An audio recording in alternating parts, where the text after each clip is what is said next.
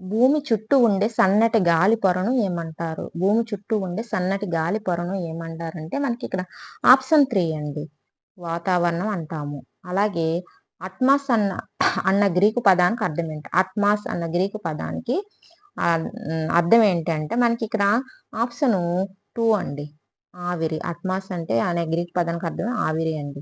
అలాగే గాలిలో ఎంత ఎత్తున, సముద్రంలో ఎంత లోతున ప్రాణులు, బ్యాక్టీరియాలతో సహా ఉండే ఆవరణాన్ని ఏమంటామంటే మనకిక్కడ ఆప్షన్ 3 అండి. జీవావరణం. అలాగే ఇంగ్లీష్‌లో దేన్ని బయోస్ఫియర్ అంటారు. క్రింది వాటిలో ఇంగ్లీష్‌లో దేన్ని బయోస్ఫియర్ అని అంటారని అడుగుతున్నారు. మనకిక్కడ ఆప్షన్ 2 అండి. జీవావరణం.